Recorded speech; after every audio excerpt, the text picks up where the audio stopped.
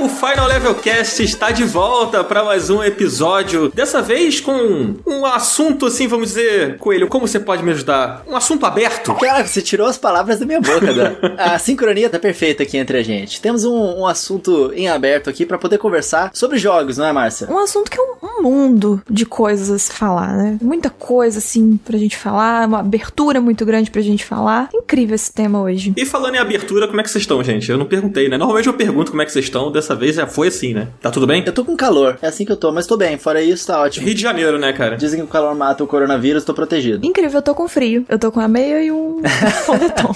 É que a gente tá no Rio de Janeiro, então aqui tá sempre calor, né? Aí é sempre calor. Aí é muito complicado. Inclusive, hoje eu vi uma notícia maravilhosa de que a Sony tá fazendo um ar-condicionado portátil que você coloca na roupa. Eu vi. Sensacional. Ah, incrível. Eles já têm aquecedor, né? Que é o PS4.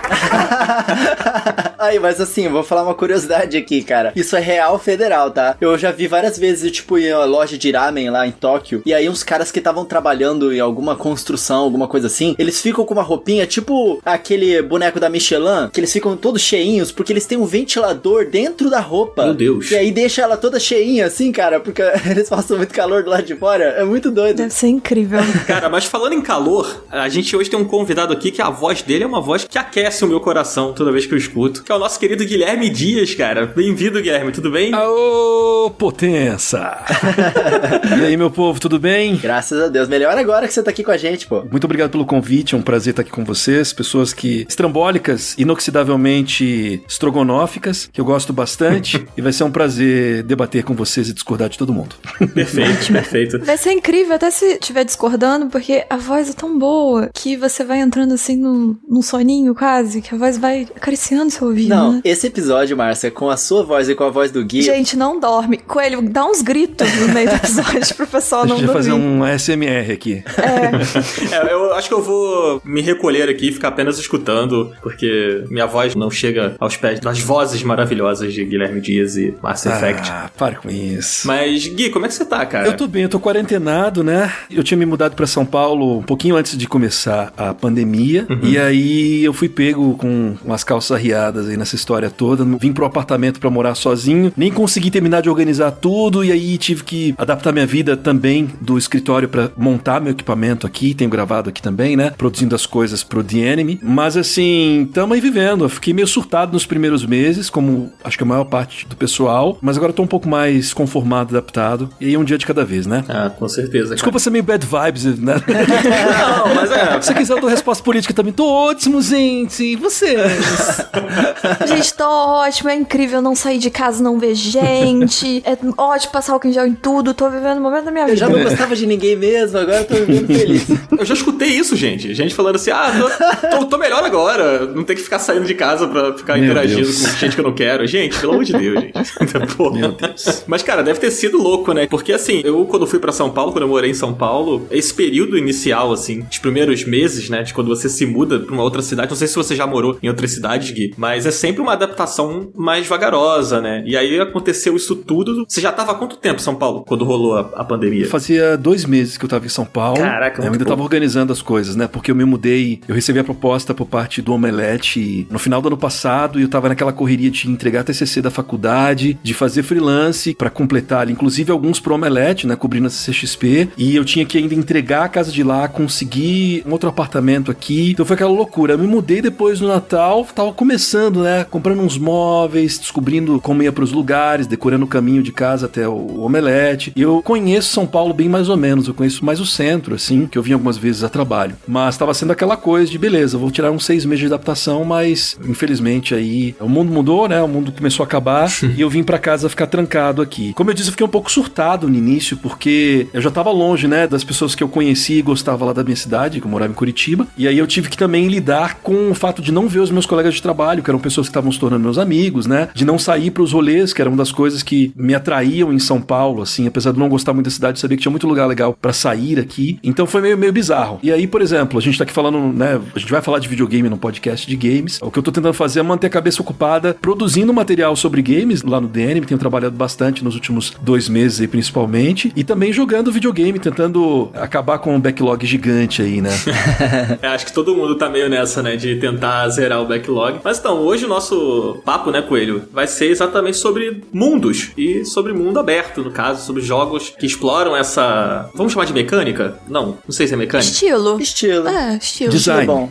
É isso. De jogos de mundo aberto, né? Tivemos uma geração marcada por esses jogos, então a gente vai discutir um pouco até onde isso vai e até que ponto a gente ainda quer isso. Exatamente. Mas antes da gente entrar nesse papo sobre os games de mundo aberto, a gente vai fazer aqui já uma tradição do nosso Final Level Cast, que é o nosso minigame, cara. Não sei se o Gui tá familiarizado com isso. Se você não quiser participar, você não tem opção. Você tem que participar. Isso não tava no contrato não, hein?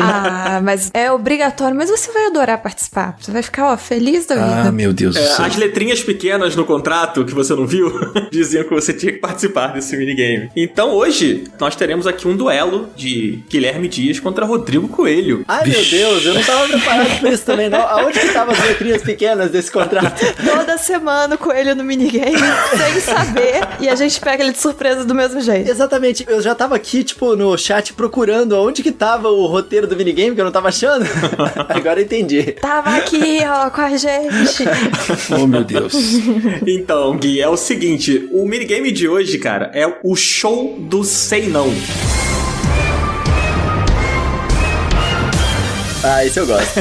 Nada mais é do que um pergunta e resposta. Assim, e são perguntas que nem sempre são muito fáceis. Daí vem a nossa brincadeira com o Sei Não, numa homenagem ao nosso saudoso Show do Milhão. Cara, a boa notícia é que, quer dizer, não sei se vai ser boa notícia, vai depender de você, na verdade, é que quem ganhar esse minigame, Márcia, o que a pessoa leva se ganhar o nosso minigame? A pessoa que ganhar este minigame vai levar pra casa uma ferramenta para fazer ASMR, que é o maravilhoso microfone da HyperX, o Quadcast, que além de lindo, ele vai deixar as vozes aqui aveludadas, que já são naturalmente aveludadas, mais aveludadas ainda. Coelho, eu vou te destruir hoje, Coelho. Que eu acho que, vale... A gente não avisou que tinha minigame, mas é um prêmio que vale tanto que a pessoa, vai dar pulos de alegria ser obrigada a participar. Olha, Gui, você vai ter que se esforçar, porque eu tenho um histórico aqui nesse Show do Sei Não, que a Márcia e o Dan estão de prova. Em especial quando o assunto é Spider-Man do PlayStation 4.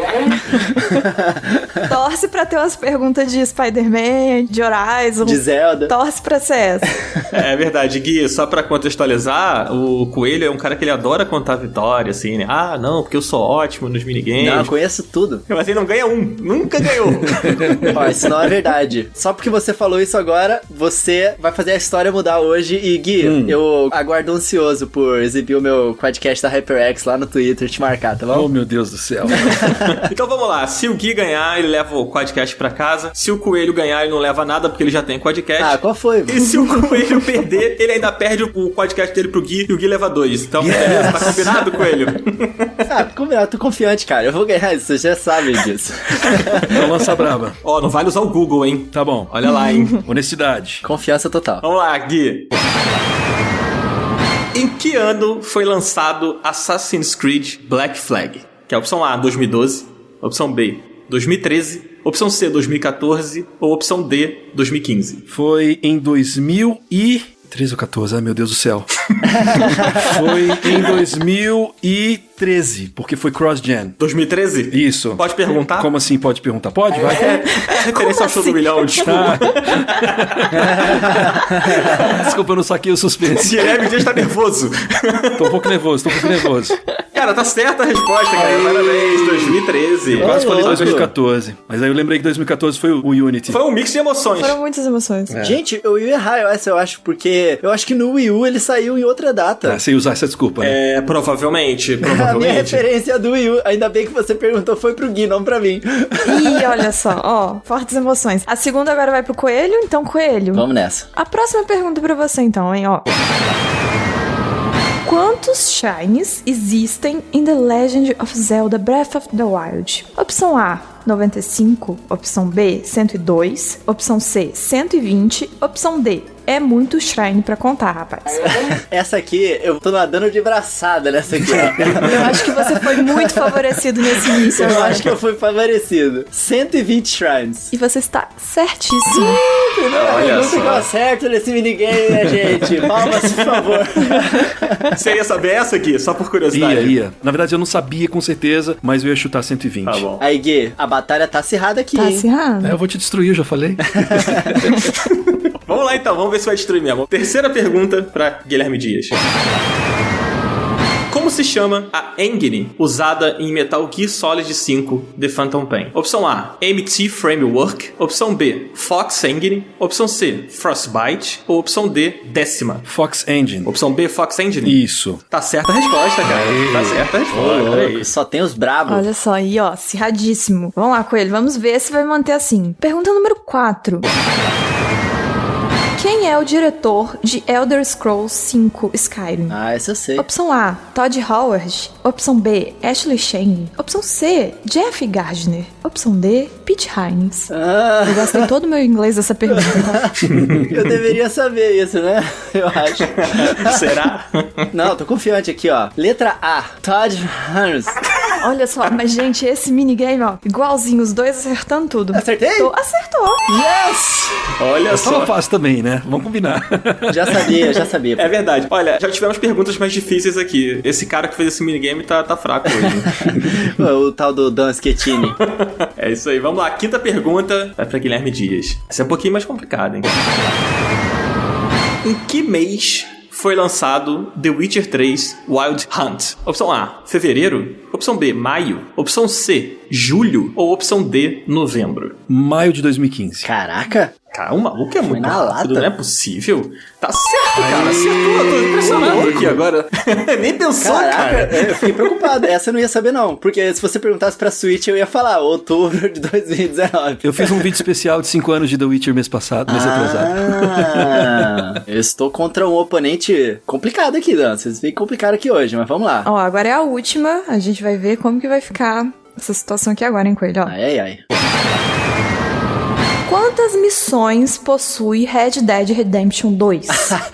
Opção A, Foi. 109. Opção B, 94. Opção C, 86. Ou D, este jogo não possui missões. Cara, é claro que são 109 missões.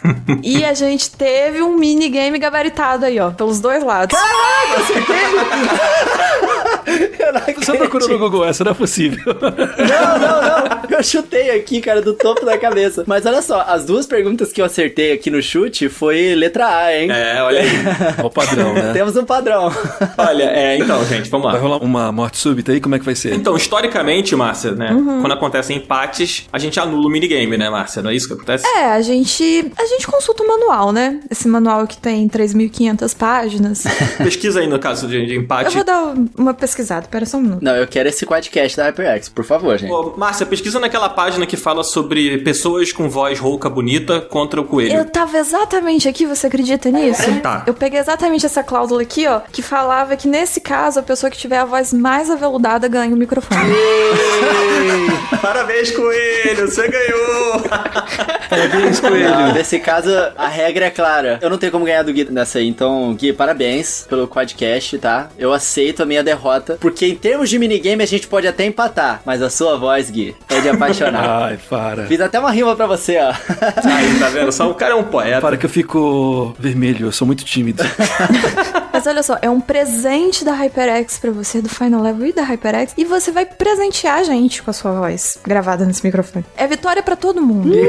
Mas parabéns, Gui, cara. Parabéns aí pela vitória. E, pô, vocês acertaram tudo. Vocês mandaram muito bem. Que isso. Muito obrigado. Eu não muito destruí obrigado. o coelho como eu planejava, né? Como eu disse, ele jogou bem. Você não contava com a pata do coelho pra dar sorte, ó. É, mas a minha parte eu fiz, que foi ter um desempenho razoável, né? Então, no próximo quiz, coelho, eu te destruo. Então tá bom. Com muito amor, porque sabe que eu te adoro. Na próxima vez a gente faz um episódio só pra vocês se enfrentarem. Vai ser só um minigame. E aí a gente vê quem... 1 hora de minigame. Challenge accepted. Eu aceito também. Bom, mas vamos pro papo, gente? Vamos falar de joguinho? Maravilhoso. Vamos falar de joguinho.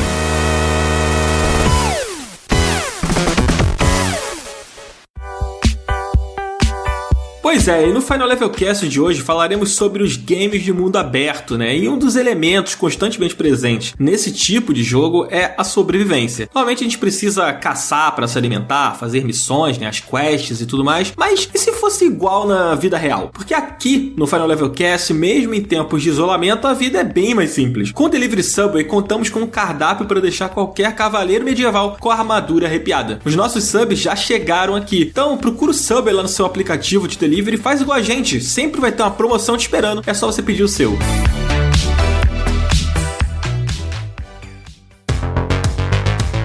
Então a hora é essa, meus amigos. Vamos conversar sobre os jogos em mundo aberto. Jogos esses que a gente já citou alguns deles no nosso minigame. Os jogos de mundo aberto, eles se popularizaram muito, principalmente na geração... A gente ainda pode chamar de geração passada, agora que a nova geração está chegando? Não sei. Mas eu queria discutir um pouco com vocês do motivo por que esses jogos se popularizaram tanto. Por que você acha que isso aconteceu, Gui? Essa mudança que teve, que tantos jogos apareceram. Rapaz, eu acho que é uma questão de tecnologia, né? A gente viu, por exemplo, nesse evento do PlayStation 5, eles meio que usando o Ratchet & Clank como quase que um showcase da nova tecnologia do SSD, que é você ter mundos abertos de forma instantânea, né? Mundos sendo desvendados de forma instantânea. É um showcase de tecnologia e eu acho que com a tecnologia, principalmente de jogos da 7ª geração, né? Acho que no final da 6ª, mas mais na 7ª, a gente conseguiu ter mapas cada vez mais abertos, né? Com mais itens dentro deles. A gente viu isso se expandir agora na atual geração, na 8ª geração, com mais partículas, né? Mais memória, mais itens. Então eu acho que em primeiro lugar é uma questão de tecnologia. Em segundo, eu acho que é essa gana que a indústria de games tem por fazer coisas diferentes e muitas vezes essas coisas diferentes estarem mais ligadas ao que é o mundo real. A gente viu isso acontecer na 5ª geração de consoles, por exemplo, com os jogos em terceira dimensão, né? No sentido de você poder explorar um mapa agora não mais com uma perspectiva 2D side-scroller. E aí nós temos vivido essa coisa tanto com o fotorrealismo quanto com a forma de explorar mapas, essa coisa de poder ter simulações mais próximas do mundo real, ainda que elas sejam completamente fantasiosas, ainda que elas sejam surreais e tal. Então eu imagino que é um misto disso. E a gente sabe que dá certo, né? O GTA tá aí pra provar que é um jogo que caiu no gosto popular, até muitas pessoas que nem costumam jogar videogame, aquele primo que você tem, aquele irmão que você tem, que às vezes nem tava acostumado com videogame, mas conhece o GTA, já brincou e gostou, porque simplesmente,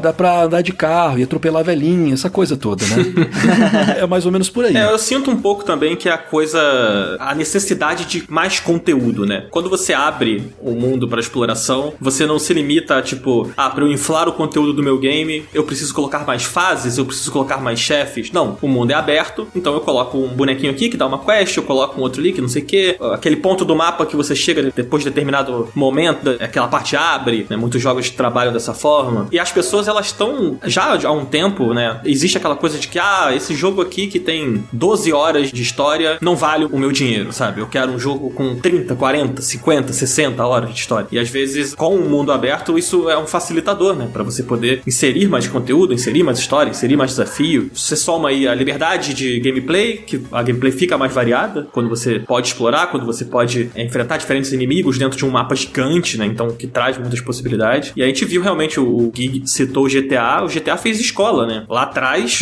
e vários outros jogos vieram aí há pouco tempo. Me lembro daquela apresentação do Watch Dogs, por exemplo, a primeirona lá, que era, tipo, praticamente um GTA, assim, né? Quer dizer, a primeirona não, a primeirona até que enganou um pouquinho. Mas depois a gente viu que era meio que um GTA, e o Red Dead, que é da Rockstar, é um GTA. Então, assim, a gente vai vendo como se fosse uma escadinha, né? Vai subindo, vai pegando as coisas emprestadas, assim, e foi se tornando uma tendência, assim. Mas eu enxergo muito como uma necessidade de você poder conseguir inserir mais conteúdo e atender essa coisa do público de querer cada vez mais conteúdo, mais coisa pra fazer, sabe? Eu entendo como, de certa forma, uma preguicinha, sabe? Essa coisa que vocês falaram de o gamer olhar um jogo, esse jogo tem só 10 horas, eu não vou pagar X por isso. Sendo que, assim, o conteúdo de um jogo de 10 e um conteúdo de um jogo de, sei lá, 30, 40 horas, às vezes essas 40 horas, assim, às vezes não, 90% das vezes, eu vou deixar uns 10% de margem. É um conteúdo só de encheção de linguiça, né? Então, eu sinto uma certa preguiça que funciona, uma preguiça que rende. Então, você bota lá que seu jogo tem 30 horas, e essas 30 horas, sei lá, 15 você passa andando pelo mapa e pegando colecionável, já agrada essa galera que quer um jogo maior, e não faz diferença pra quem quer focar mais em história ou coisa do tipo. Mas assim, pra mim, eu sinto isso lá no fundinho, assim, que é uma coisa que virou, tipo, uma comodidade, assim, fazer, sabe? Porque... Uma muleta.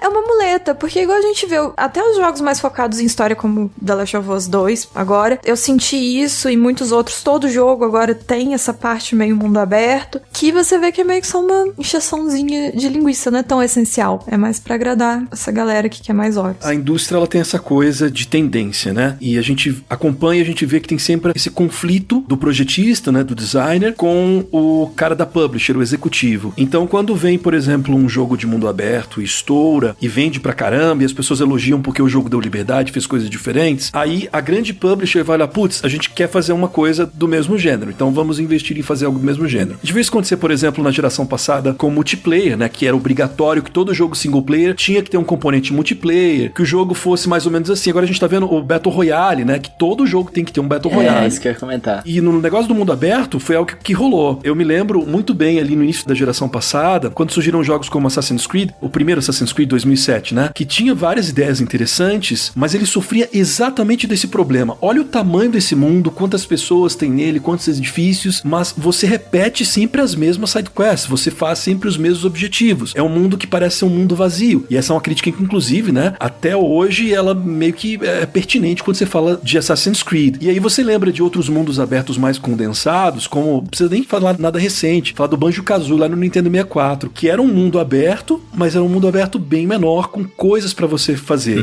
Desses jogos mais recentes eu consigo lembrar da série Arkham, que com todos os problemas que você pode elencar em um jogo ou outro da série, é um mundo aberto menor. Não é um mundo do tamanho de um GTA, não é um mundo do tamanho de um Assassin's Creed, ele é menor, mas ele tem mais itens, ele tem mais desafios de charada, ele tem mais sidequests, ele tem mais coisas e easter eggs pra você procurar. Então acho que é um problema crônico que a gente vai sempre viver na indústria, né? Se alguém faz uma coisa muito certa, aí, putz, a outra empresa, vamos fazer isso também. E aí começa a repetir esse cacuete, né, de design. É efeito dominó. Isso, acho que essa é a definição. Vira uma coisa que todo mundo tem que fazer, vira um item da listinha lá do jogo AAA. Tem que ter um elemento mundo aberto, tem que ter tiro, tem que ter não sei o quê. Aí meio que cai, né, nesse checkbox aí. Pegando esse gancho disso que a gente tava falando agora, né, sobre tudo isso que o Gui falou, que a Márcia falou também. Coelho, você acha que o mundo aberto, assim, dado tudo isso que a gente viu até hoje, assim, nessa transição de geração, né, da geração do PS3 do Xbox pra PS4, Xbox One, e até dado o momento agora, você acha que o mundo aberto, ele é sinônimo de qualidade? Cara, eu acho que por muito tempo ele foi, até a gente aprender que não necessariamente. Porque, além de tudo que vocês citaram, eu acho que a gente pode identificar como uma evolução do próprio game design, o mundo aberto. À medida que a tecnologia foi se expandindo e outros jogos puderam experimentar novas mecânicas de jogabilidade, chegou um momento ali que eu acho que os desenvolvedores começaram a perguntar, e aí, qual que é o próximo passo pra essa nossa franquia aqui? E aí eles olharam, cara, os jogos que estão fazendo sucesso aí é tipo Assassin's Creed, é o GTA, que sempre teve no seu DNA ali mundo aberto. E aí esses desenvolvedores começaram a explorar essas novas mecânicas em um mundo aberto, uma forma de você explorar mais e dar mais liberdade pro jogador. E eu acho que em dado momento histórico ali dos nossos games, isso foi sim um sinônimo de qualidade, porque você pensava, putz, cara, eu gosto muito de Mario. O Mario voltou a ser uma experiência um pouco mais linear ali com Mario Galaxy. Cara, eu mal posso esperar pra poder ter aquele mundo aberto de novo, porque isso vai ser bom, isso vai ser bom. Só que eu acho que, como saturou um pouco o mercado disso, e a gente começou a ver que, na verdade, você ter liberdade demais, às vezes incomoda, porque a linearidade, ela já foi vista como uma coisa um pouco negativa, até a gente entender que, na verdade, não. Na verdade, o que importa é a experiência que o jogo te oferece, os loop de gameplay ser interessante, né, da repetição que você vai passando ali. Então, definitivamente não é um sinônimo de qualidade, porque, assim como a Márcia falou, você pode criar um mundo aberto ali cheio de encheção de linguiça, e que foi o que o pessoal começou a fazer mesmo, depois que isso virou tendência. Isso aí que você e a Márcia falaram é uma coisa que eu senti, na verdade, principalmente o que a Márcia falou sobre The Last of Us Parte 2, né? O que eu vou dizer não é spoiler, fiquem tranquilos, eu não vou estragar a experiência de ninguém, mas a parte que eu menos gostei no The Last of Us Parte 2, que é um jogo que eu adorei, é uma parte bem no início do jogo, você passa o prólogo e você chega em Seattle, todo mundo sabe, né, que o jogo se passa em Seattle, e você tem uma grande área aberta. E essa área aberta acho que foi inspirada pelo level design que eles utilizaram no trecho de Madagascar em Uncharted 4, e também no Lost Legacy também tem um trecho assim. É aquele trecho em que você tem liberdade demais. É uma história que eu tô acompanhando pela trama, eu gosto que ele me dê algum nível de liberdade, mas é um trecho que eu me senti obcecado em, tô jogando, eu preciso pegar os itens, eu não posso deixar nada passar, porque eu posso perder uma coisa importante. Inclusive, tinha 2 itens muito importantes naquela área em cofres, que se eu tivesse passado direto eu teria perdido. E tem uma cena também, né? Tem uma cena também. Eu passei 3 horas ali, cara, e era um trecho que se eu tivesse ido direto, ou tivesse só pegado direitinho as coisas, eu tinha matado ele em 20 minutos. E depois, eu fiquei até meio saco cheio do jogo no início, depois, obviamente, minha opinião mudou, mas foi o trecho mais amplo, assim, em termos de design. Eu posso fazer um contraponto aqui? Claro, por favor. Esse foi um exemplo que vocês deram de um jogo que ele vence muito por ele ser linear, porque ele é um jogo de muito forte envolvimento emocional. A trama é a coisa mais importante, eu diria, né? Enquanto que, por exemplo, a gente busca como a evolução da franquia Pokémon justamente o mundo aberto, né? A parte mais legal do Pokémon Sword and Shield foi quando finalmente você pôde ter aquela área mais aberta pra todo mundo jogar. Então, a gente viu isso como uma evolução daquela franquia. E é isso que eu tô dizendo, que às vezes essa questão de adicionar o mundo aberto é visto como uma evolução da gameplay de uma franquia. Acontece que Pokémon ficou parado no tempo durante muito tempo, então essa evolução veio quando a gente já tá cansado de mundo aberto, né? Sim. Só que nesse caso até que foi bom pra franquia. Mas eu acho que é uma questão de estilo de jogo, sabe? Por exemplo, Pokémon cabia, porque o conceito de Pokémon é você sair, pegar os Pokémons, batalhar, etc. Então é uma coisa que cabe isso. Agora, parece que como virou comum, é uma coisa meio que tudo tem que ter assim, chega alguns jogos, tipo o Last of Us mesmo agora, que como é um jogo muito focado no emocional e na narrativa, e ainda mais depois do início dele, até o momento que você chega lá em Seattle, acho que dá umas 3 horas, é um momento de muita história, muita coisa acontece, e um evento vai encadeando o outro, então assim, você não tem muita liberdade de andar por aí e ver outras coisas, você tá seguindo aquela história. E no momento que ele te abre, fica meio um contraste muito forte, assim. Então eu acho que alguns jogos, tipo Pokémon, eu acho que super cabe, então é uma evolução, porque combina com o contexto do jogo e tudo mais. E agora em alguns outros jogos, eu tenho a sensação que não é que mata o jogo, mas tira um pouco, podia ser melhor. Eu acho que o maior exemplo disso pra mim ultimamente, eu não sei se entra muito em mundo aberto, o Control, que eu acho que foi um jogo que ele tem 10 horas, umas 10, 15 horas de gameplay, você tem umas missões paralelas, você pode dar uma andadinha, não é muito solto, mas pra mim ele conseguiu condensar, assim, muito bem, sem ficar cansativo, igual eu senti no Last of Us, por exemplo, ou em diversos outros jogos. É que o Control ele já usa um pouco de filosofia de design de Metroidvania, né? É o lance de você ir desbloqueando certas áreas depois que você só pega certos poderes, né? É verdade. Você não sente, como os americanos falam, né? Acho que em português eu não sei se a gente tem uma boa palavra ainda pra isso, mas o overwhelm, né? Isso. Coisa de você se sentir sufocado. Putz, pra onde é que eu vou primeiro? Meu Deus do céu, não sei pra onde é que eu vou. Que é uma coisa que às vezes eu sinto. É liberdade demais. É liberdade demais. E eu acredito que assim, cara, questão de mundo aberto não é qualidade, é um recurso, é uma convenção de design. Ela pode ser muito bem usada e melhorar o jogo 1 milhão de vezes. The Witcher 3, por exemplo, não queimando pauta, porque eu sei que a gente vai falar do jogo mais pra frente, mas o The Witcher 3, ele foi muito beneficiado por isso, né? O The Witcher 2 era um mundo com áreas menores e tal. O próprio Batman que eu mencionei aqui era outro jogo que tinha um level design mais Metroidvania no Arkham Asylum e depois partiu ali pro Arkham City. Eu sei que tem pessoas que discordam. O próprio Mark Brown, né? Que é um cara que tem um canal que fala bastante sobre game design, ele não gosta dessa abertura. Eu já acho super positiva, mas eu acho que assim, tem jogos e jogos e tem jogos que a gente vai acabar concordando todo mundo que se fala, putz, não foi uma boa ideia abrir porque é muito de nada. Então, acho que vai da competência da equipe pra transformar aquele mundo em um lugar interessante que você não fique vagando. E bem como você falou, Márcia, o negócio de ritmo, né? Da história do The Last of Us e depois abre, não batendo no The Last of Us de novo, mas que a gente vê isso em vários jogos. É muito importante você saber como funciona o ritmo do teu jogo. Se você tá entediado por explorar demais o mapa, talvez tenha um problema de design muito sério aí. É verdade, é verdade. E eu sinto que em alguns jogos isso até mata o jogo. Pra mim, eu acho que eu já falei em um episódio, não lembro agora. O Tomb Raider, acho que o segundo que saiu, Rise of Tomb Raider? É Rise. Pra mim estragou o jogo. Eu lembro dele como um jogo chato. E eu sinto que ele não é um jogo chato, porque quando eu penso nesse jogo, eu penso em tanta coisa que eu tinha pra explorar e pra pegar e pra ficar andando, e que eu saí completamente da história principal. E assim, o meu estilo de jogo é mais focado em narrativa, então jogo que eu exploro demais, eu ando demais, colecionável demais, não é a coisa que eu gosto. Então, pra mim, eu sinto que estragou, porque eu fiquei naquela angústia que acaba que jogo de mundo aberto, principalmente se tiver muito colecionável, muita missão paralela, eu, pelo menos, eu fico na angústia de fazer. Eu não consigo ignorar que eu fico com esse medo de, e se eu deixei alguma coisa pra trás? Eu também. Então estragou pra mim. Ainda mais quando a gente virou a geração, a última, a gente teve muito esse problema de design, de muitos jogos que quiseram mostrar muita capacidade, né, da nova geração, de mapas muito grandes, potência de processamento de muitas coisas e tal. E aí a gente acabou deixando os jogos um pouco monótonos, com tanta informação e, entre aspas, liberdade também. Até jogos de corrida e jogos de esporte pegaram esse lance de mundo aberto, né? É o Forza, né? O Burnout Paradise também, não é? Na premissa deles, o que eles falam é que você pode explorar tudo. Tem o Need for Speed que faz isso também. Um jogo que eu adoro é o SSX, que é aquele jogo de snowboard. Eu sempre amei esse jogo. E aí, no SSX 3, eles resolveram fazer uma montanha inteira que você pode explorar. Então, tipo, não é open world, world, é open mountain, digamos assim. Então o jogo tem várias montanhas que você pode descer do pico dela inteiro até o final. Na premissa é super legal, só que a implementação também desse mundo aberto é extremamente importante, né? Porque no fim das contas você tem a montanha inteira pra você explorar, só que você não consegue ir do topo até o fim sem você acabar caindo em alguma missão que te tira e te inicia de novo uma corrida com outros jogadores ali. Eu até queria que fosse mais mundo aberto, mas aí eu acho que ia também ficar meio sem propósito, sem objetivo. Você ia fazer uma vez e não ia curtir tanto. Entendi. Um dos jogos que tem o maior mundo em termos de extensão nos games é um jogo de veículos, né, que é o Fuel, que tipo, tá em terceiro lugar e perde só pro Daggerfall do Elder Scrolls e do No Man's Sky, né, que é gigantesco. Mas é um jogo de carro. E aí, tipo, você fala, cara, será que realmente precisa de um mapa tão grande desse? Que loucura, né?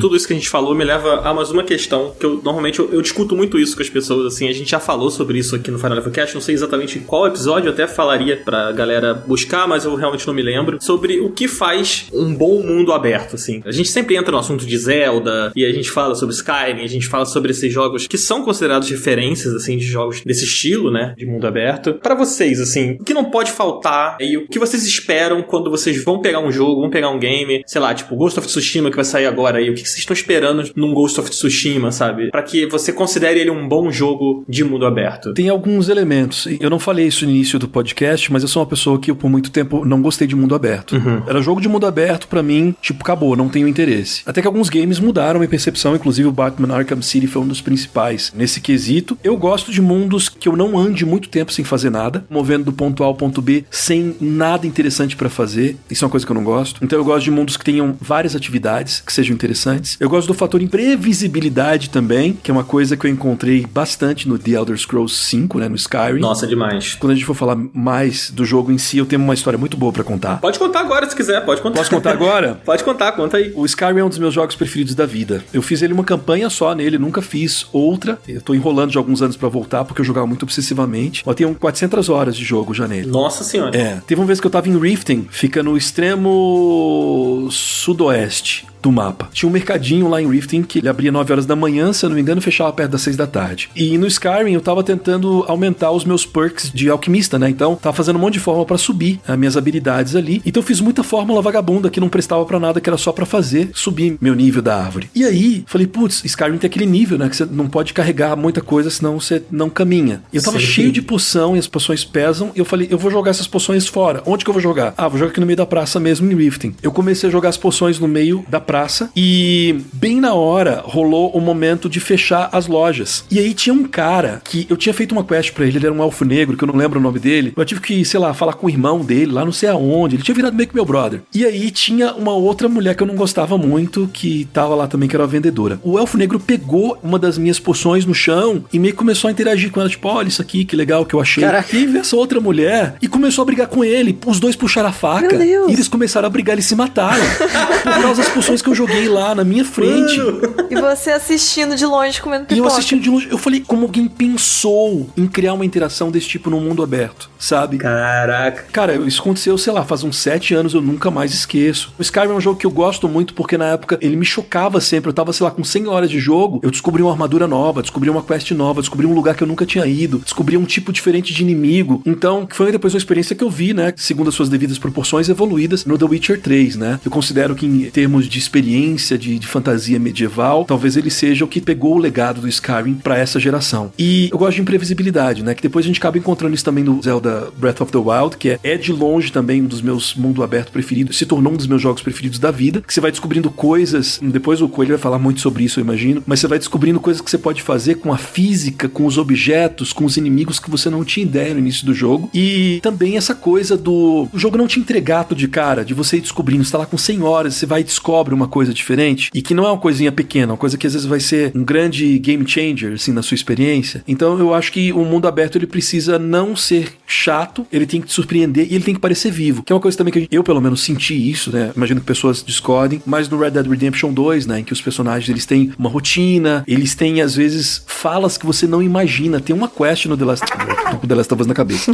No Red Dead Redemption 2, que você encontra um casal, uma vila perto de uma fazenda, e eles são um casal casal incestuoso. Você descobre que eles são irmão e irmãs e eles, né, agem como marido e mulher. Até sei qual é. Você sabe, né? Uhum. Você descobre que eles são assassinos, que eles estão matando pessoas que estão por ali e eles tentam fazer isso com você. Cara, a galera da comunidade foi jogando, assim, nos fóruns e nas redes sociais, as coisas que eles foram descobrindo de interações. Se você perceber que eles estão com más intenções em relação a você e você pega, por exemplo, uma das pessoas, a mulher, por exemplo, e amarra ela e tenta jogar ela na mesma cova que eles têm escondido onde eles matam as pessoas e jogam lá, ou onde eles vão te jogar, eles gravaram uma fala dela em que ela previa que você ia fazer aquilo, que é uma coisa que naquele contexto é completamente imprevisível. E os caras pensaram, sei lá, em umas 5, 6 formas diferentes de você fazer aquela questzinha bem pequenininha de um encontro aleatório que você encontra no jogo. Então, esse tipo de coisa é o tipo de coisa que quando você tá no mundo aberto, você fala, putz, eu não imaginava e eu quero ir mais à frente nesse game, eu quero desvendar mais, eu quero ir a fundo pra ver o que esse game tem pra me oferecer. Cara, isso é muito legal, realmente. Eu acho que é uma coisa que a gente viu de evolução nos bons jogos de mundo aberto, né? Que começou, quer dizer, não vou nem dizer que começou, mas já que você citou a franquia The Legend of Zelda, eu acho que a gente pode pegar como exemplo o próprio Zelda Majora's Mask. Você falou que as pessoas naquele mundo, eles têm uma rotina, e você citou o exemplo do Skyrim. No Majora's Mask, cada NPC, ele tem sua própria vida independente de você. Então, se você encontrar aquela pessoa 8 horas da manhã naquele dia e 8 horas da noite naquele dia, ela vai estar fazendo outra coisa, ela vai ter trabalhado, vai ter ido pra casa, vai estar tomando um café no bar. E eu acho que um mundo aberto é muito interessante quando os NPCs e os animais, a vida que existe nele, ela é independente de você como jogador estar existindo ali ou não. Uhum. E essa interação que você tem com os NPCs, que você exemplificou, é muito importante pra isso. É o jogo te recompensar por todo tipo de tentativa e exploração que você fizer. Exatamente. Isso é fantástico. E essa narrativa emergente, né? Porque os jogos, eles têm sempre uma narrativa. E esses jogos de mundo aberto, eu acho que a melhor qualidade que eles têm é justamente essa possibilidade da narrativa emergente, dessa coisa que acontece e vira uma história que você vai contar pras outras pessoas. Uhum. Uma coisa que aconteceu comigo que eu nunca esqueci quando eu joguei GTA V, cara, foi uma vez que eu tava numa quest com uma mulher, ela tava morrendo e ela precisava que eu levasse ela pro hospital na cidade. A gente tava no meio da estrada. Aí, eu roubei um caminhão pra poder levar ela, coloquei ela dentro do caminhão e eu fui embora. Nisso que a gente chega na metade do caminho ali, aparece um bando de moto pra poder bater em mim, pra poder roubar meu caminhão, sei lá, que eles queriam comigo. Eu desci do caminhão pra poder, tipo, negociar com eles, os caras começaram a me intimidar e tal, até que eles começaram a querer brigar comigo. Eu dei um soco em um que tava na minha frente e depois ele puxou a arma. Aí eu dei um soco no que tava atrás de mim. E aí o primeiro que puxou a arma atirou em mim, eu desviei, ele acertou no que tava atrás. E aí nisso eles começaram a brigar entre si. E nisso que eles estavam, tipo, dando tiro entre um e outro, eu zarpei pra dentro do meu caminhão de novo e fui embora dali, sabe? Ringue de NPC é a melhor coisa que tem, né? É muito bom, cara. Isso é uma coisa que acontece no Zelda também, né? Você pode usar os próprios inimigos como arma contra inimigos maiores, por exemplo.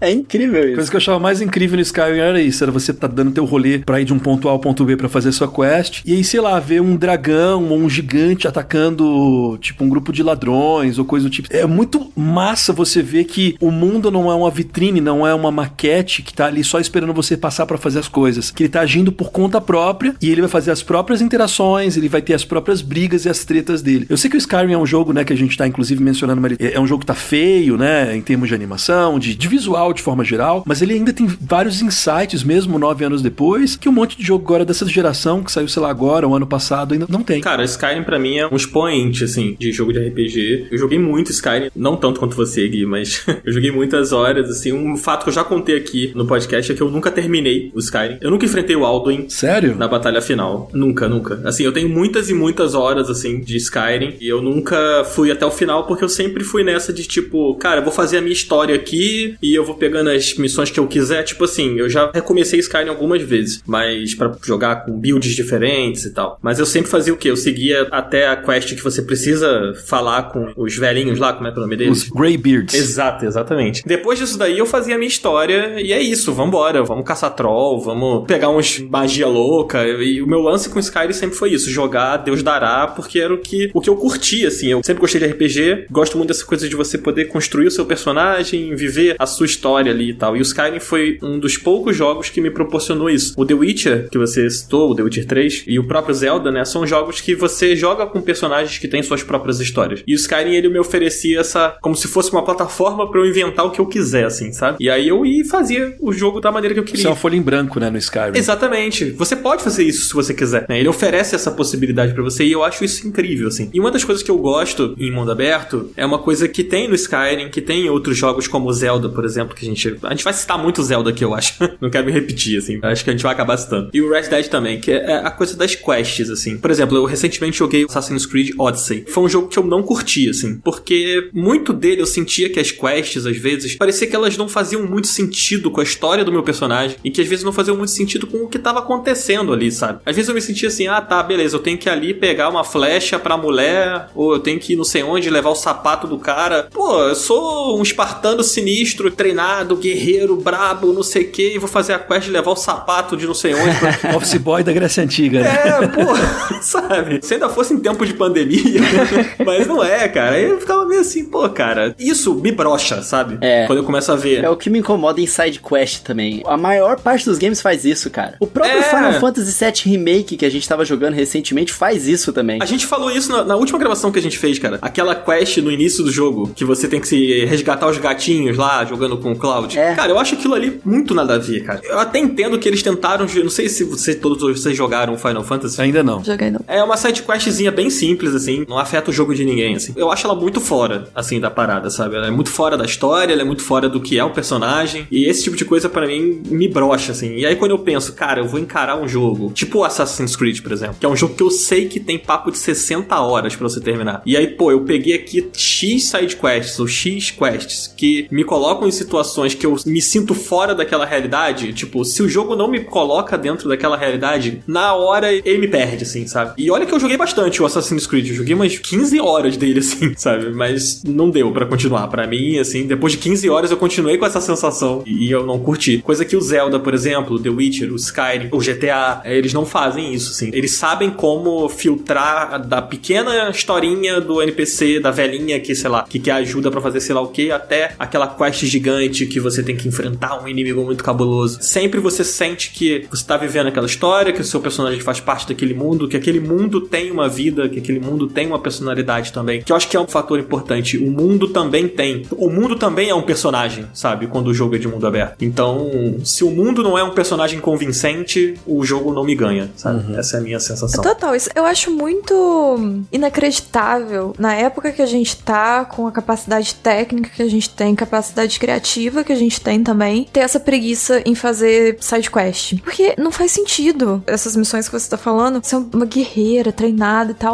Pega um sapato ali pra mim. Eu vi outro dia um colega que eu sigo no Twitter falando assim, pô, eu já tô a nível altíssimo aqui no Assassin's Creed e tô morrendo pra leão no meio do mato. Pô, cara, tipo, isso é muito esquisito, assim. O javali me pegou de desprevenido e eu morri pro javali, sabe? O pior ainda são quando eles usam o mesmo modelo de side quest e só replicam ela várias vezes. Eu me lembro do primeiro Mass Effect, que saiu inclusive em 2007 também. Ano de grandes games, né, mas alguns games que ficaram meio datados, como o próprio Assassin's Creed 1, que eu mencionei. E o Mass Effect, mesmo sendo o primeiro, né, o pessoal que gosta mais de RPG, mais hardcore, assim, prefere ele porque ele é menos orientado à ação, como as duas sequências, ele é um jogo que as sidequests deles são horríveis. Toda vez que o jogo te manda num planeta pra ir lá resolver alguma treta de alguém, não sei o que, e você acaba saindo no tiro, cara, sei lá, tem acho que 3 tipos de prédios iguais que eles replicam dezenas de vezes e o combate é igual, num tipo de planeta igual, num formato de quest igual.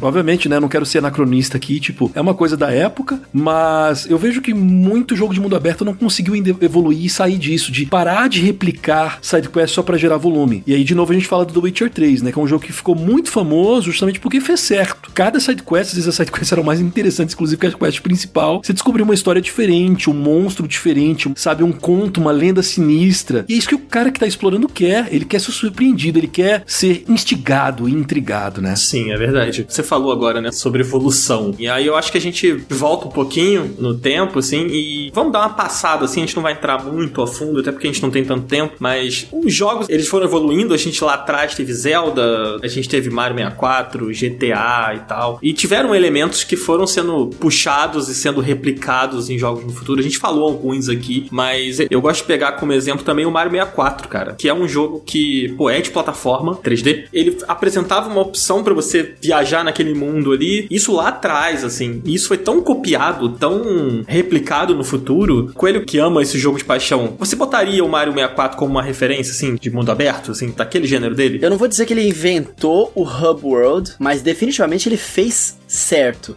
Ele tá entre o mundo aberto e não, né? Porque a gente já tinha vários jogos de plataforma 3D naquela época e Super Mario 64 chegou arrebentando ali, não somente com o controle do próprio personagem, mas em como que o mundo em si de um jogo aberto de plataforma deveria funcionar para os jogadores se sentirem livres ali dentro. Então, você tem toda aquela área aberta ali do castelo, que não é muito grande, mas é grande o suficiente para você achar que você tá livre ali. Ela não tem muita coisa o que fazer, mas ela tem vários segredinhos. E essa que é a grande pegada, é você colocar os segredinhos que você abre novas fases. Então, a diversão do Mario 64 são, de fato, cada um dos mundos, cada uma das fases e os power-ups que você pega ali. E o mundo aberto, ele serve como um hub para você encontrar tudo isso. Então, ele é legal como um mundo aberto ali. Definitivamente, ele se tornou uma referência para muitos jogos que não faziam isso antes e que começaram a fazer depois dele. Mesmo em gêneros que não são necessariamente, em seu core, um gênero de exploração. E mundo aberto, como era o mesmo o gênero de plataforma, né? Tem muito a ver com tecnologia também, né? Dentro das limitações ali, o que a Nintendo fez, o que o Miyamoto, que ainda estava trabalhando com o Mario naquela época, fez, foi entender que não dava para fazer algo ambicioso, como, por exemplo, a gente tem hoje, mas, bem isso que você falou, esconder coisas para que o jogador se sinta instigado a procurar esse hub e causa essa ilusão de que você de fato tá no mundo aberto. Porque eu imagino que se você soma todas as fases que o Mario entra nos quadros, deve dar um espaço muito maior do que o hub que ele tá. Mas a coisa de, eu quero explorar, olha só essa árvore, eu encontrei aqui uma coisinha, sabe? Eu acho que causa muito isso. Lembrando, né, gente, que mundo aberto também não é uma coisa de agora. Já existe o mundo aberto, sei lá, desde a época do... O Zeldinha, pô. O Zelda, o primeiro Zelda é mundo aberto, inspirado no Adventure, né? Que é considerado, acho que o primeiro mundo aberto. Sim. Acho que o de texto,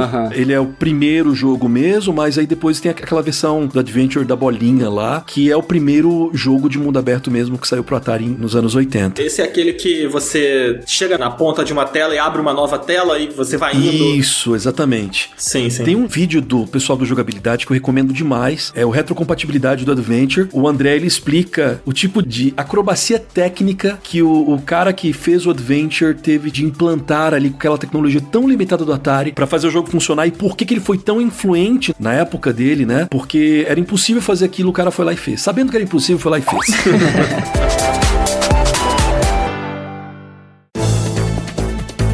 Assim, a gente poderia citar vários jogos aqui. Eu acho engraçado um aqui que a gente até tinha separado e que eu acho que ele é o sinal dos tempos, vamos dizer assim, que é o Metal Gear Solid 5, né? Ele claramente caiu pra essa coisa do mundo aberto, muito influenciado pela época, né? Talvez ele não seria desse jeito, talvez ele seria mais linear. Se não fosse tanto o jogo de mundo aberto sendo feito, tanta coisa acontecendo parecida ali. Eu tenho mixed feelings com Metal Gear 5. Cara, o Kojima queria muito fazer um jogo de mundo aberto. Ele queria, né, cara? Tanto que depois ele fez um real abertaço, né? Que quando ele teve poder total sobre a criação... Falou, agora eu vou abrir. Agora eu vou abrir mesmo. Que foi o Death Stranding. E vocês gostam de Death Stranding? Vocês jogaram Death Stranding? Eu ainda não joguei. Não posso opinar. Eu não gosto. Márcia, eu vai. Não gosto. Gente, eu tenho muito rancor por esse jogo. Desculpa aí quem gosta. Pode gostar à vontade. Mas eu tenho muito rancor com esse jogo. Me incomoda diversas coisas. E eu acho que a questão do mundo aberto, que é muito aberto. E como eu já falei, eu sou da narrativa. Então a narrativa pra mim que é a coisa. E a narrativa de Death Stranding foi o que me vendeu, que eu quis jogar. Eu tava até num leve hype. Mas na hora que eu cheguei pra jogar, eu senti uma divisão entre agora a gente tá falando de história, agora a gente tá falando de gameplay. Então não me causa uma estranheza as missões e o mundo e tal. Eu entendi o propósito, eu entendi o conceito das missões, mas esse desprendimento das duas coisas me incomodou muito. Então pra mim ele é basicamente só um jogo que me jogaram num campo aberto e falaram, anda.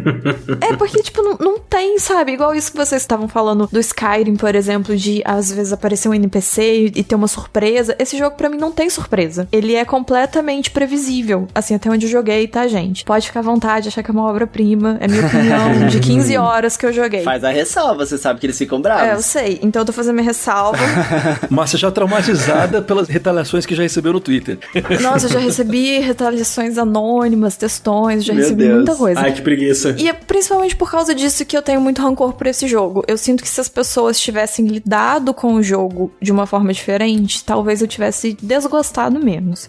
Eu vejo hoje que não é muito o meu tipo de jogo, então ok. ok, mas eu criei uma implicância com ele por causa das pessoas. Mas a minha sensação com ele, esse é o problema. Ele não me fisgou porque eu me sinto largada no meio do nada, assim, e é tudo muito previsível. Você vai pegar uma encomenda, e aí você tem que levar a encomenda do ponto A ao ponto B, e é um caminho difícil de andar, e basicamente a mecânica do jogo é equilibrar o seu personagem pra ele não cair de cara no chão. Essa é a mecânica. Num chão cheio de pedra, e carregando 50 milhões de quilos nas costas, então você cai de cara no chão, provavelmente, muitas vezes. E é sempre isso, você vai andar, vai aparecer um bicho, às vezes, que é muito legal, quando vem aquela água preta e tudo se desmoronando, é muito legal visualmente, mas fica repetitivo, sabe? Você chegou a terminar? Não, eu joguei umas 15 horas. Não teve paciência. Eu não tive paciência, todo mundo me falou que ficava melhor. O jogo fica bom depois do capítulo 3, que foi o que todo mundo falou. Só que assim, eu já tava com, tipo, 15 horas e dizem que o jogo tem 60. Eu tava muito angustiada com um jogo que tem 60 horas. E eu falei, caramba, tipo, eu vou ter que passar por mais quantas horas pro jogo ficar bom? Eu meio que larguei mão, sabe? Ah, vou jogar Stardew Valley aqui. Foi exatamente isso, eu realmente fui pro Stardew Valley. Caraca, chutei. Foi exatamente isso. Isso é engraçado, é uma coisa que a gente já comentou aqui, Márcia. A gente falou isso em outro programa também aqui. Nossa, eu sinto que eu já falei essa frase umas 3 vezes nessa gravação. A gente tava falando sobre essa coisa de, cara, o jogo é muito longo, mas tem uma hora que ele fica bom. Mano, eu não tenho tempo. Não tem tempo. Joguei 10 horas do jogo, o jogo tá ruim ainda? Ah, vou jogar outra coisa, cara, pelo amor de Deus. Por que ao invés de 60 horas sendo 15 boas, a gente não faz um jogo de 15, onde as 15 são boas? Porque o dinheiro tem que valer. Esse é o meu questionamento com Death Stranding. Por quê? Pra que isso? Poupava todo mundo, poupava a galera que trabalhou, poupava eu que tô jogando, poupava todo mundo. Eu ainda não joguei, tô esperando o preço dele baixar, porque eu justamente tenho um pouco de medo. Se você morasse do meu lado, eu te prestava essa tomba, esse negócio. Já botei até dentro da torradeira esse jogo. Eu tô um pouco de receio de investir, sei lá, 100, 150 reais num jogo que talvez eu não goste, justamente por causa disso. Porque lá na redação do The Enemy houve essa divisão, né, de opiniões. Tem pessoas que adoraram, tem pessoas que odiaram, e eu que tenho um pouco de problema com maluquices orientais que são muito malucas, eu sou um cara que ainda tô naquele processo de otakuzação, assim, sabe? De tá entendendo como certas maluquices orientais, sou aí devagar e tentando me converter esse estado de puro ocidentalismo que eu sou. E tem umas coisas muito doidas que eu já vi nos trailers que eu não sei se vai descer. Então, falo assim, compra uma promoçãozinha que se não gostar, daí beleza, fica aqui só pela experiência. Eu acho que seu pensamento é o mais certo. Porque eu tenho isso, essa coisa do oriental, às vezes, não é algo que eu consumo muito, então a estranheza pra mim ainda é muito grande. Mas assim, eu gosto muito de narrativa, né? E essa parte do Death Stranding me pegou demais, que os trailers e tal, a história, eu fiquei muito curiosa. Só que quando eu fui jogar, tipo, eu joguei 15 horas e toda hora pra você ver algo relacionado à história é só com cutscene. E eu acho que em pleno, sei lá, 2019 que foi lançado? Sim, 2019. 2020 não aconteceu. Ainda a gente tá em 2019. Mas eu acho que um jogo que foi lançado tão recentemente, ele tem uma divisão tão grande entre gameplay e narrativa, me incomoda muito. Pra eu ter que jogar, e aí quando é pra as coisas convergirem, história e gameplay, é tipo, eu sento e vejo uma cena. E aí chegou num ponto que eu sentia que eu já tava muito tempo jogando e não me aparecia cena. Então eu ficava assim, cadê a história? E eu tive a mesma sensação que eu tive naquele Tomb Raider, que eu falei, que eu tava indo atrás de colecionável e a história tava desvirtuando. Só que no Death Stranding, eu não tinha muita opção. Essa é a forma, esse é o ritmo que o jogo segue mesmo. Então assim, eu me senti muito perdida. Eu acho que esse é um jogo, pra quem gostar do gameplay, eu acho que é a galera que vai amar esse jogo, que aí você tem o gameplay que você amou e o benefício aí de ter uma história legal, que eu acho que parece ser legal. Eu não cheguei a ver o desfecho. Mas agora, quem é tipo eu que vai mais pro lado de narrativa, eu acho que vai dar uma cansada. Então, o lance do Death Stranding tem também aquela coisa do o mundo aberto, ele ser construído por várias pessoas que estão jogando aquele jogo ao mesmo tempo, né? E ele tem esse lance da narrativa. E a gente comentou aqui, ao longo do podcast, o tanto que é importante o mundo tá vivo e ele não te tirar da experiência da história que tá sendo contada, né? A gente citou vários exemplos, assim, de mundos abertos narrativos. Mas não apenas de mundos abertos com uma história onde você tá inserido, é feito os jogos de mundo aberto. Eu acho que um jogo bom de mundo aberto, ele precisa simplesmente também ter várias opções de coisas pra você fazer dentro do propósito dele, mesmo que não tenha narrativa nenhuma. Eu vou te falar que o jogo aberto mais popular que existe não tem narrativa, que é o Minecraft. O Minecraft, ele é um jogo de mundo aberto completamente, onde você cria tudo ali, você só tem que sobreviver. E aí você se vira. E eu acho que os jogos de mundo aberto em geral, os jogos em geral, têm muito a aprender com os exemplos do que Minecraft fez de certo, porque ele é simplesmente um jogo onde ele não se apoia em absolutamente nada além do próprio mundo e as mecânicas que existem dentro dele de interação, né? Dito isso, eu não sei bem pra que lado que os jogos eles vão avançar, os jogos de mundo aberto em si, porque eu acho que a gente não vai perder mais isso. Eu acho que a gente vai continuar tendo muitos jogos de mundo aberto, como a gente até viu na apresentação do PlayStation, né? Esses mundos vão ficar cada vez mais detalhados, mas eu até vou jogar essa bola pro Gui aqui.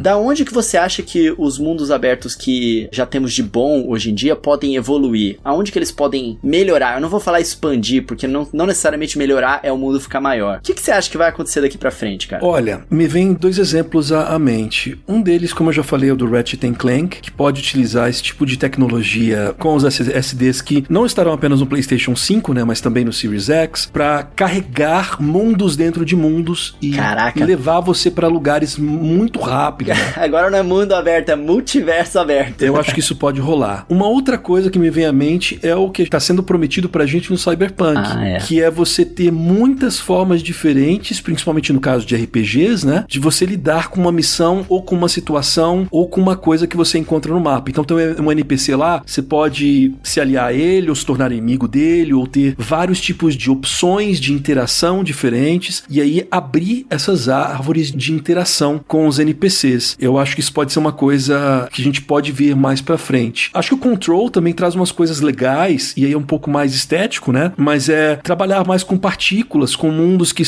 eles não são apenas blocos, sabe? Eles são destrutíveis, são mais atraentes no sentido de você interage você mesmo, interagir, né? e ver ele se animando, né? Então acho que isso é uma coisa interessante que a gente pode ver também. Eu espero, claro, tudo isso do potencial, né, de processamento também dos novos consoles. Eu espero mais mundos, assim, que tragam essa interação, que tragam vida. A gente falou aqui sobre as rotinas dos personagens, eu espero ver mais isso. Eu me lembro sempre daquele vídeo do The Witcher 3 que o cara fez acompanhar a rotina dos personagens lá de Novigrad durante 24 horas, sabe? É sensacional, assim. E eu espero ver mais isso, com mais personagens dentro daqueles mundos, fazendo essas coisas, tendo essas rotinas, tendo personalidades, né? Essa situação que o Gui contou dos NPCs brigando no Skyrim, isso é uma coisa que, pô, cara, isso é genial, assim, é de um jogo de 2011, né? 2011, que saiu o Skyrim. Cara, ver mais isso, assim, ver isso acontecendo com mais naturalidade, assim, sabe? A gente vê no Zelda os inimigos brigando entre si, confusos e tal. Esse tipo de coisa, esse tipo de detalhe, assim, que é o que faz você ter a sensação de que você realmente tá em um lugar vivo, né? E eu acho que a próxima geração vai trazer mais isso. Aliás, eu acho que o Cyberpunk pode trazer mais isso agora, né? Pelo menos é o que muita gente tá esperando e eu confesso que eu tô esperando um pouco isso também. Não sou a pessoa mais hypada do mundo pra jogar o Cyberpunk 2077, mas ele promete um mundo bem vivo, né? Eu realmente já joguei aí a pedra. A minha aposta da nova geração não é gráficos, não é necessariamente processamento. Claro que, né, a gente vai ter evoluções técnicas como a gente viu, mas igual Last of Us, pra mim, já deu esse gostinho dessa sensação de que o mundo acontece independente da gente tá ali. Eu acho que essa vai ser a coisa da nova geração, da gente ver mundos cada vez mais vivos, mesmo que não necessariamente sejam pessoas, NPCs, mas assim, ter essa sensação de que aquilo ali existe independente da gente tá andando por ali. Eu acho que tudo vai mudar quando sair a continuação de Breath of the Wild. É isto.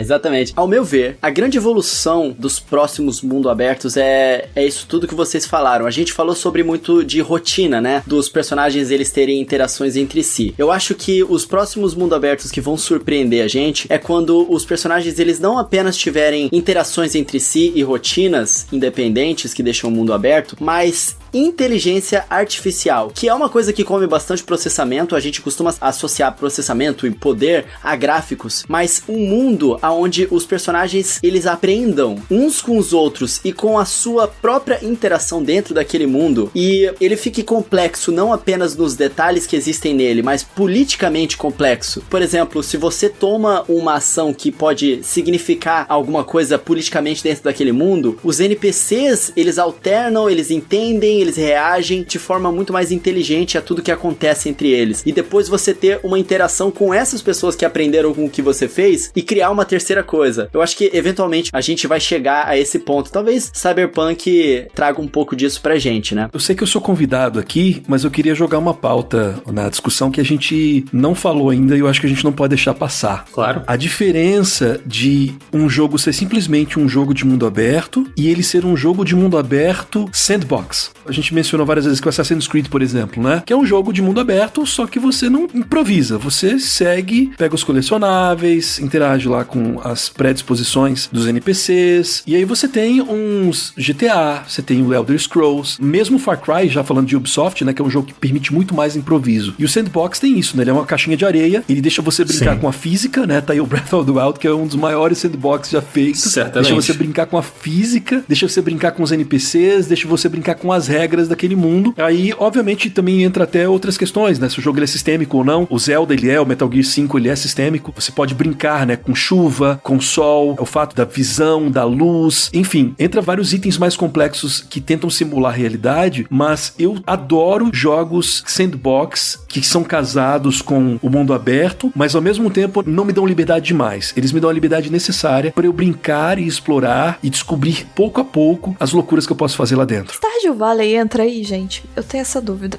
Eu tava pensando nisso também. Eu acho que o Stardew Valley é mais um simulador, né? Ele é um simulador, mas eu sinto que ele tem alguns elementos de você ter a liberdade do que você quer fazer ali, ao mesmo tempo que ele te dá missões e coisas pra você fazer, então você nunca fica entediado ali dentro.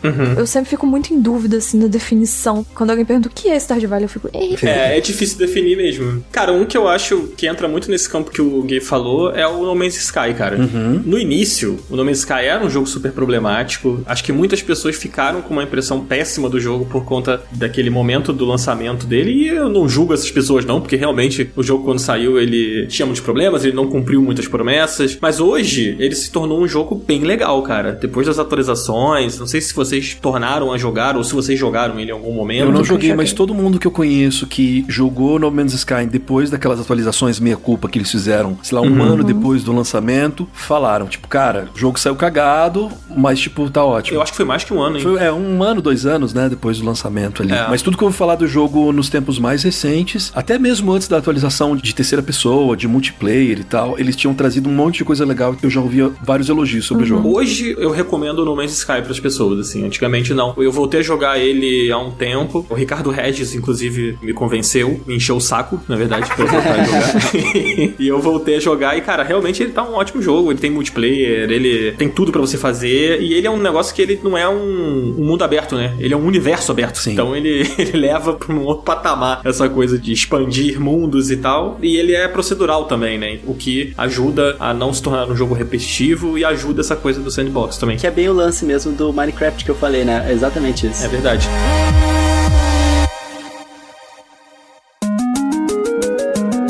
Mas, gente, a gente vai se encaminhando agora pro fim do nosso Final Level Cast. Eu fico muito triste. Poxa, eu queria tanto escutar esse Eu queria, primeiramente, convidar os nossos ouvintes a mandar um e-mail pra gente, pro nosso contato@finallevelcast.com. Tá escrito errado aqui no roteiro. Cara, mandar aí se a gente deixou de falar de algum jogo, se vocês concordam com as nossas opiniões, manda um e-mail pra gente, fala aí que jogos vocês curtem, fala que a voz do Gui é bonita, fala que a voz do Coelho não é tão bonita assim. Ou se achar também bonita, pode falar, manda um e-mail pra gente. Então tá. A gente tá sempre de olho e eventualmente a gente faz aqui uma leitura de e-mails, né? Mass Effect lendo e-mails. Lendo e-mails. Então não deixa de mandar uma mensagem pra gente. E Gui, cara, queria agradecer muito sua presença, cara. Muito obrigado por disponibilizar um tempo, gravar com a gente aqui. Eu que agradeço o convite, foi muito legal. Você sabe que vocês são pessoas que eu gosto. O Dan foi uma pessoa que eu conheci num dos últimos dias, tava fazendo um freelance pro Omelete no ano passado, ele tava saindo, né? É verdade. Na época a gente acabou se conhecendo, trombando por aí. O Coelho que eu conheci pela internet, a Márcia conheci pelos Twitters da vida e a gente já se encontrou, inclusive em feiras, né? Tiramos belas fotos. Tiramos fotos em poses... A gente tem um book maravilhoso. Poses meio guinil, né? Cara, a gente se encontrou rapidamente 2 vezes. Uma vez na Brasil Game Show e na CCXP. Eu não lembro se a gente chegou a se falar na CCXP. Eu acho que eu só te vi de longe, que você tava trabalhando pra caramba lá. Pois é, mas aí eu me senti em casa, né? Convite entre amigos aqui. Me senti muito bem, conversa boa. E, mais uma vez, muito obrigado pelo convite. Foi legal, bem bacana. Foi ótimo. De nada, cara. Pô, e as portas estão abertas pra você voltar. Seja sempre muito bem-vindo. Eu quero. Vamos fazer mais convites. Eu quero. Pra que você volte. Posso ser mal educado e pedir já o tema pra vocês me chamarem quando rolar? Mas é claro. Me chamem pra falar de Halo quando estiver perto do lançamento. Ô, louco. Eu adoro falar de então Halo. Tá. E eu sei que, como é uma franquia que ela demorou pra engrenar aqui no Brasil, não tem tanta gente que gosta, que fala. Tem bastante gente, mas menos do que algumas franquias mais antigas, como Mario, por exemplo. Eu quero me dispor aí. Se tiver alguma discussão, me chama. Pode deixar. Já tá Tá anotado, anotado hein? na nossa lista aqui. Mas aí você vai ter que trazer o seu brinquedinho novo, seu microfone, hein? Seu podcast aí, Pode ó. deixar, com certeza. A patotinha do E vai podcast. ter que apostar ele no minigame também. Exatamente, pô. Eu quero ter minha chance de novo. Eu vou usar também um agasalho, porque eu tô aqui nesse clima meio frio, minha voz já tá rachando, porque eu fui meio idiota e não busquei um agasalho, mas eu estaria com a voz mais bela até lá. Mas Gui, fala pro pessoal aonde que eles podem te encontrar nas redes sociais também, pro pessoal poder te seguir. Vocês podem me encontrar no @Gui Souza com Z, Dias com S, Gui Souza Dias, tudo junto, no Twitter, no Instagram também é a mesma coisa, basicamente que eu uso na maior parte das redes sociais aí. Você vai me encontrar com essa roupinha. E você tá todo dia também lá no The Anime, né? Ah, eu posso fazer o jabá da firma também? Claro, pô, que isso. Nós temos um podcast que tem uma proposta bem diferente, né? O podcast de notícias do The Anime, que é o Ping. Tem todos os agregadores de podcast aí. Eu tô lá praticamente todos os dias, segunda a sábado. E eu também tô no YouTube do The Anime, no youtube.com/TheAnimeBR. Tem lá uma série sempre ao sábado, que é o Ranqueado. E eventualmente tô em outros vídeos também. Fiz recentemente lá o recap da história do primeiro The Last of Us. Tô em discussões de bate-papo, né? Em debates que a gente faz por lá. Então você me encontra no canal do The Anime e me encontra também no podcast Ping do The Anime. Bom demais. Inclusive, o Bruno Silva me convidou pra gravar o Ping e a gente nunca marcou. Isso vai ficar aquelas histórias que a gente sempre fala assim, porra, tem que marcar. Não, você tem que aparecer lá. Vamos lá.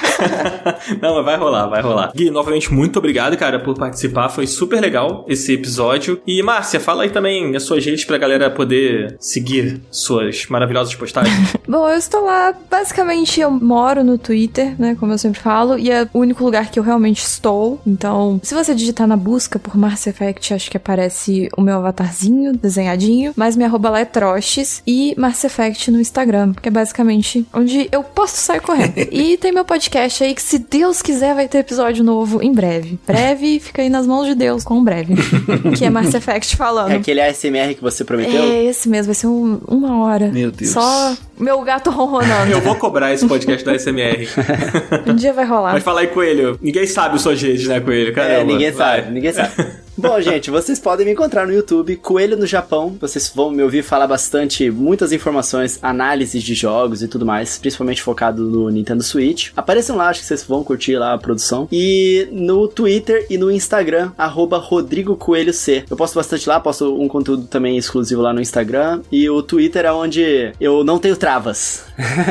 Olha só. Twitter realmente não produzo conteúdo, eu só boto do que tá na minha cabeça pra fora ali Meu Deus. nos tweets. Então conversem comigo por lá também. E eu tenho o podcast também, Coelho Cast, já que estamos falando de podcast. Também tá em todos os agregadores e na descrição dos meus vídeos. E você, Dan? Conta pra galera. Bom, eu sou @joga_Dan, jogadan. Se jogar jogadan, vocês vão me achar lá tanto no Twitter quanto no Instagram. Eu também tenho um canal no YouTube que tá mais parado do que a produção de um Nintendo Direct. E é aquela filosofia do Totoro, né? Posta o vídeo quando tem vídeo pra postar. É a melhor filosofia. Pois é. Mas eu também tô toda quarta-feira aqui no Final Level Cast às 10 horas da manhã, no Spotify ou no seu agregador favorito. E a gente vai ficando por aqui. Muito obrigado mais uma vez ao Gui por ter vindo aqui participar desse papo super legal sobre jogos de mundo aberto. Valeu, gente. E obrigado aos ouvintes por terem escutado até aqui. E até semana que vem. Valeu, tchau, tchau. Valeu, Até mais, tchau. tchau.